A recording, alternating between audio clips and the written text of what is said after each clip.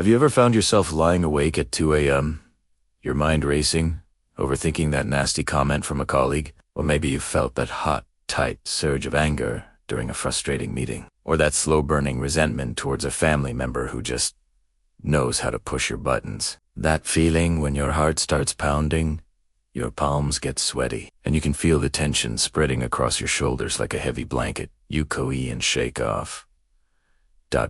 If you've ever wasted a Sunday afternoon replaying an argument in your head, or spent precious mental energy fantasizing about the perfect comeback you thought of 3 hours too late, if you've ever experienced that emotional hangover after a conflict that just drains you for days, leaving you feeling exhausted before your week even begins, then you are in the right place.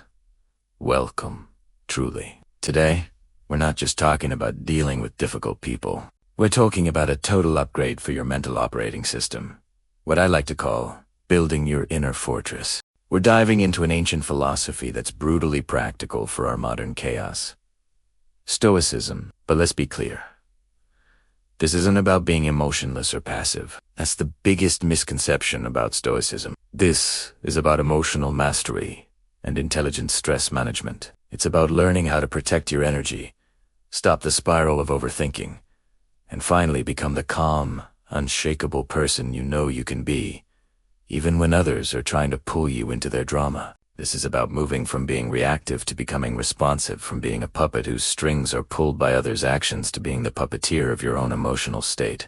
So, I want you to think of one person, just one who drains your battery or triggers that stress response in you. It could be a critical boss, a competitive coworker, or even a friend who left you on read during a tough time. Got them in mind? Good. Hold that thought. We're going to use them as our case study today. Our personal training ground for applying these ancient principles to modern life. Part 1. The mind game. Why your thoughts are the real battlefield. Let's start with what might be the most important idea you hear today. It comes from the Stoic philosopher Epictetus, who said, "People are disturbed not by things, but by the views which they take of them." Let that really land for a second. The insult itself doesn't hurt you. The snide email doesn't ruin your day. It's your story about the insult, your judgment that it's unbearable or completely disrespectful, that causes the real pain and triggers that overthinking spiral that can consume hours, even days of your precious mental energy. The event is neutral. Your mind creates the suffering. Think of it this way. That difficult person, they're just pressing a button. The real problem is that the button is there to be pressed. This is the foundation of true energy protection.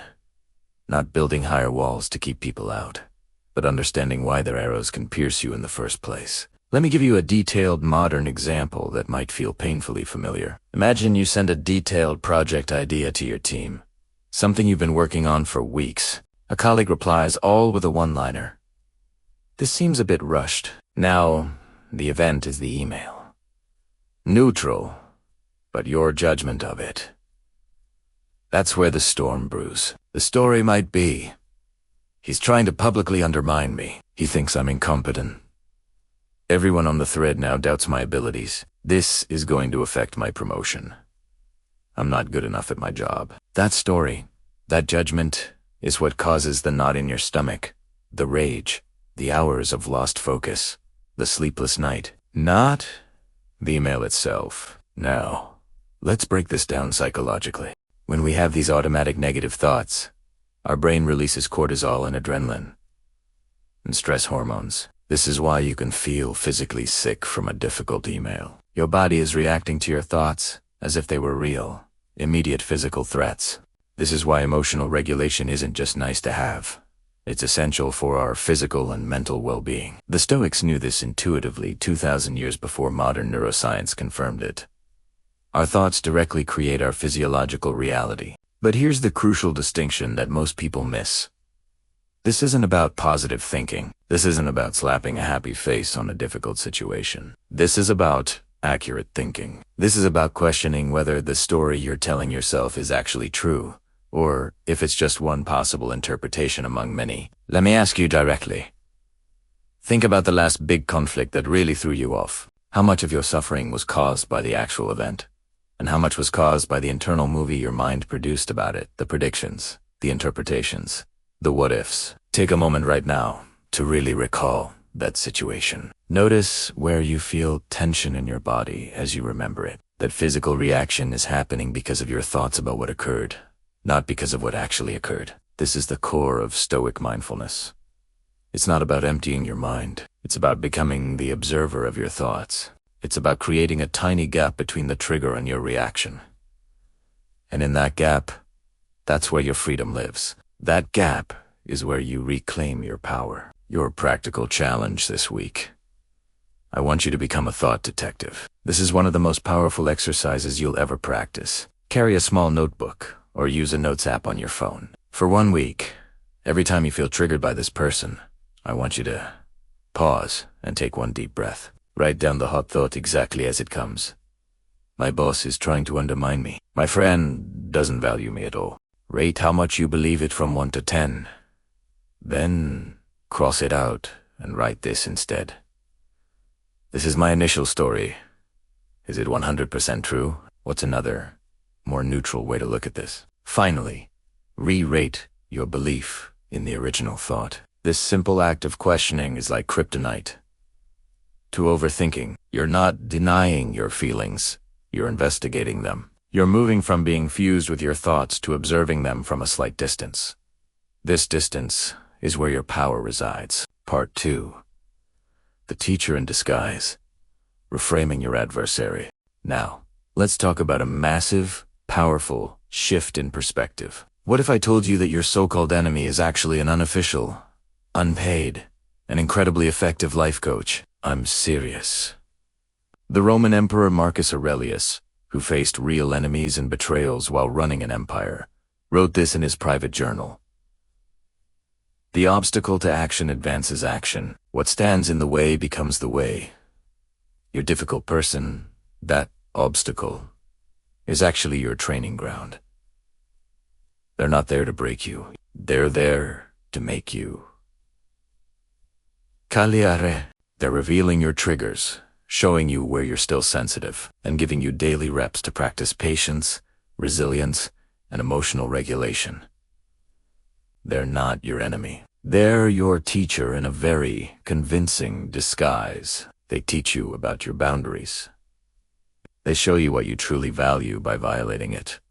They force you to clarify your communication. Every interaction is a pop quiz in personal growth. The universe, and its strange wisdom, has sent you this person not to punish you, but to strengthen you. In precisely the areas where you need strengthening. Think about this for a moment. What is the one biggest lesson this person has forced you to learn? Maybe the overly critical boss has taught you to document your work more thoroughly and advocate for yourself more forcefully. A career skill that will serve you forever. Maybe the flaky friend has taught you to diversify your emotional support system and not put all your eggs in one basket. Maybe the competitive colleague has pushed you to up your game in ways you wouldn't have otherwise. That is invaluable intel. Thank them for it. Let me share a personal story here. I once had a business partner who was, let's say, challenging to work with. Every meeting felt like walking through a field of emotional landmines. I spent months in frustration, resentment building, my creativity and energy draining away. Then I applied this exact principle. I started asking, what is this person teaching me? The answer was profound.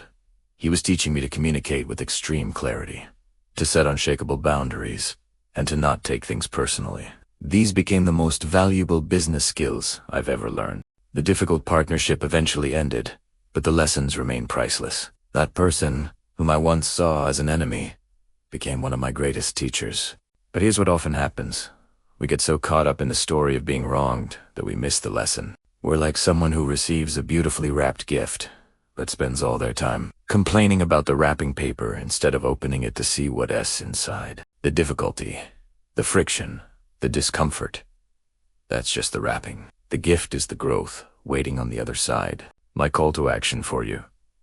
This week, I challenge you to the thank you practice. It feels weird at first, but it works. Every time you feel that flare of anger or annoyance, I want you to silently say, thank you for this lesson in patience, or thank you for showing me where I need to set a stronger boundary, Or thank you for helping me develop thicker skin. This isn't about being a doormat. It's the opposite. It's alchemy. You're taking their negative energy and transmuting it into fuel for your own growth. You're moving from a victim mindset to a position of unshakable power. Let's make this even more practical. I want you to actually write down 3 specific lessons your difficult person has taught you or is currently teaching you. Maybe it's how to stay calm under pressure, or how to defend my ideas clearly, or how to detach my self-worth from others' opinions. Keep this list somewhere visible. Review it when you feel triggered. This transforms them from a persecutor in your story to a supporting character in your growth journey. Part 3. Strategic disengagement. The power of your ignore button. In our hyper-connected world, we're taught that every provocation demands a response. Every text must be answered, every slight acknowledged, every argument won. But the Stoics understood a counterintuitive truth. Sometimes the most powerful response is conscious, strategic disengagement. I'm not talking about suppression or running away. I'm talking about the art of the strategic ignoring. This is a proactive form of energy protection. When you're constantly engaged, you give the other person power over your attention and emotional state. You remain trapped in their reactive game, dancing to their tune, wasting your precious life energy on battles that don't deserve your resources. But when you consciously choose to ignore certain provocations, the passive-aggressive comment, the baiting question, the drama-filled text, you take back that power. You declare that your peace is more important than winning this petty battle. You recognize that some fires die out when you stop feeding them oxygen. The modern Stoic phrase for this is, not my circus, not my monkeys. Is this drama really your problem to solve? Is this battle worth your limited time and energy? Or are you fighting someone else's war on their behalf? Let's get practical. What does strategic disengagement look like in different scenarios? Digitally, it's muting a group chat for 24 hours instead of getting drawn into an argument. It's hiding someone's post from your feed without announcing it. It's setting your phone to do not disturb during your wind-down time and actually sticking to it. It's deciding not to respond to that inflammatory comment on social media, recognizing that winning an online argument is an illusion. At work, it's letting a sarcastic comment hang in the air during a meeting without feeling the need to counter it. It's replying to a provocative email with a simple, "Thanks for your feedback. I'll consider this," which is a professional way of saying message received. But no drama here. It's physically walking away from gossip or negative talk. It's choosing not to attend every argument you're invited to. In personal life, it's changing the subject when a family member brings up a touchy topic for the 100th time. It's deciding not to win the argument with your partner and instead saying, "I hear you. Let's talk about this," when we've both had a moment to cool down. It's recognizing that sometimes being kind is more important than being right. Here's why this works neurologically. When you engage with conflict, your brain's amygdala, the threat detector, goes on high alert. Your body floods with stress hormones. Your prefrontal cortex, responsible for rational thinking, goes offline, and you're essentially operating from your lizard brain. When you consciously disengage, you activate your prefrontal cortex, the rational decision-making part of your brain. You're literally changing your brain state from reactive to responsive. You're choosing not to hand over the keys to your neurological kingdom to someone else. So I'm asking you, what's one specific source of conflict? Maybe a particular group chat, a social media thread, or a recurring topic with this person that you can consciously disengage from for the next 7 days. What would it feel like to mute the notifications? To change the subject, to simply not take the bait? Really imagine the sense of relief, the mental space you'd create. What could you do with that reclaimed energy? Your challenge. For 1 week, practice this strategic disengagement. Notice the mental space it creates. Redirect that saved energy towards something that actually fills you up, a hobby, a project, a connection with someone who supports you. This is how you go from being drained to being empowered.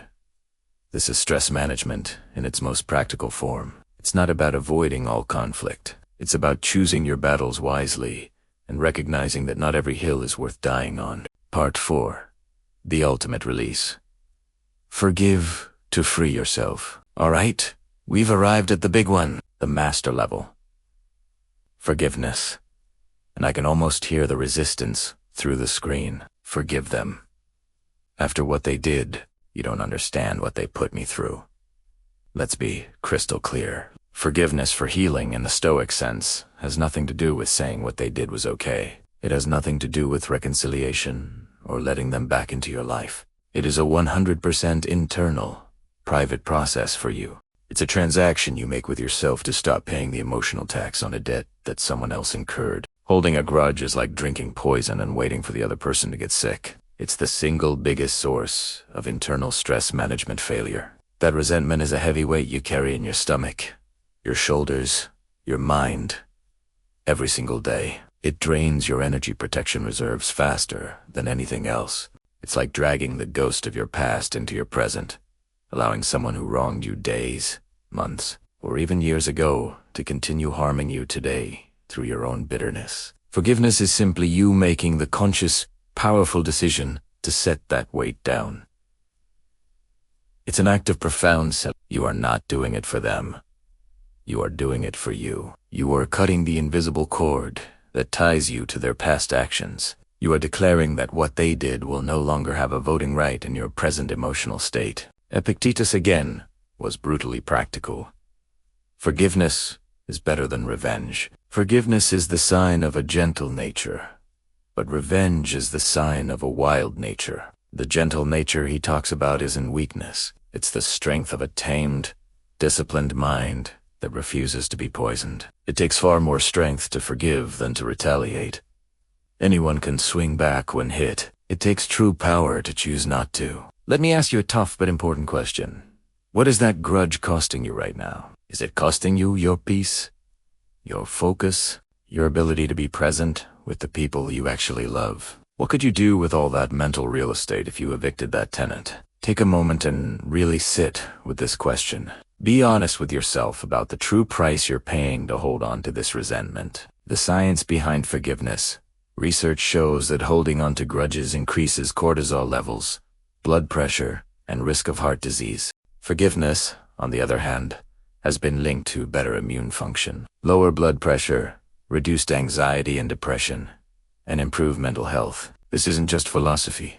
It's practical health advice. Your body literally cannot tell the difference between a current threat and a remembered one that you reactively resenting. When you hold a grudge, your body remains in a state of low-grade stress, with all the physiological consequences that entails.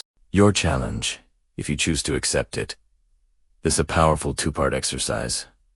I want you to try this week. Pare, the unsent letter ritual. Find a quiet moment where you won't be disturbed. Take out a pen and paper. There's something powerful about the physical act of writing. Write a letter to this person. Pour out all the anger, hurt, and disappointment. Say everything you've ever wanted to say. Be raw. Be honest. Be messy. Don't hold back. Use the language you would use if there were no consequences. And then don't send it. Read it aloud to yourself. Hear the pain in your own voice. And then safely burn it. Tear it up. Or delete it. This ritual is a physical representation of release. You are taking the story out of your body and your mind, and you are letting it go. Part B. The reframe. After the letter, write down one sentence on a fresh piece of paper. By holding on to this, I am hurting myself more than I'm hurting them. Keep this somewhere you can see it on your mirror, as your phone wallpaper, in your wallet.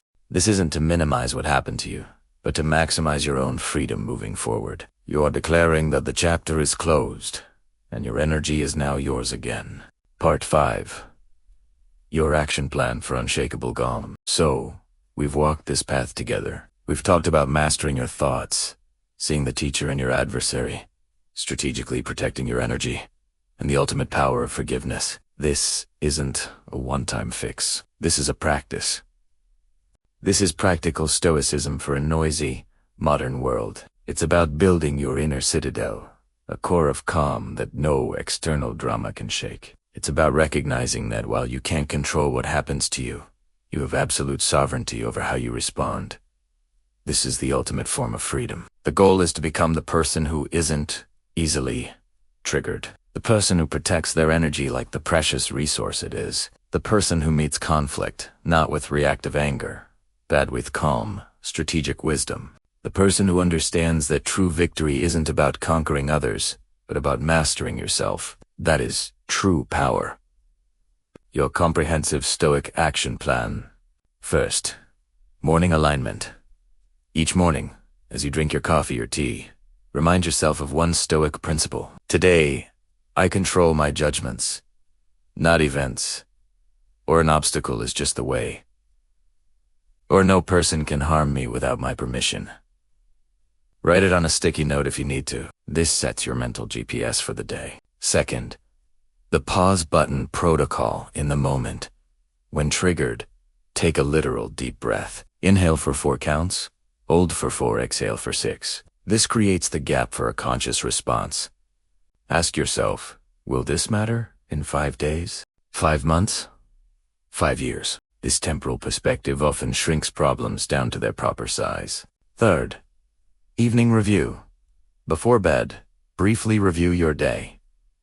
Where did you get hooked? Where did you successfully practice one of these tools? No self-judgment, just observation.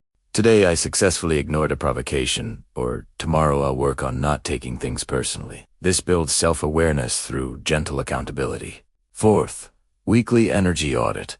Every Sunday, take 10 minutes to review. What interactions drained me this week? Where did I spend my energy wisely? What do I need to let go of before the new week begins? This proactive planning prevents energy leaks before they happen. Now, I have a final question for you, and I genuinely want to know. Which of these strategies are you going to try first? Are you going to start by becoming a thought detective, questioning those automatic stories that cause so much suffering? Or are you going to practice the thank you challenge with your difficult person, transforming them from foe to teacher? Maybe you're ready to try a strategic disengagement, reclaiming your attention from dramas that don't deserve it. Or perhaps you feel called to the deep work of forgiveness, cutting those invisible cords to your past. I want you to do something right now. Pause this video, and in the comments below, complete this sentence. The one thing I'm taking away from this is, and I commit to trying, for the next 7 days. Let's make this real. Let's hold each other accountable. Tell me about your case study person and which tool you re-grabbing from the Stoic toolkit first. Let's learn from each other and build a community focused on real-world wisdom, not just theoretical ideas. If this conversation resonated with you, if you're tired of the mental drain and ready for more emotional resilience, then hit that subscribe button and ring the notification bell. We're building a place here for people who are ready to reclaim their energy and live with purpose and peace. This is just the beginning of the conversation. I want to leave you with one final thought from Seneca. We suffer more often in imagination than in reality. Your peace is possible. Your freedom from these emotional burdens is achievable. It won't happen overnight, but with consistent practice, you can build that inner fortress that makes you unshakable in the face of life's inevitable challenges. Thank you for your time and your courage. This isn't easy work, but it is the most important work you can do. The journey to mastering yourself is the most rewarding journey you will ever take. Now, go protect your energy. You've got this.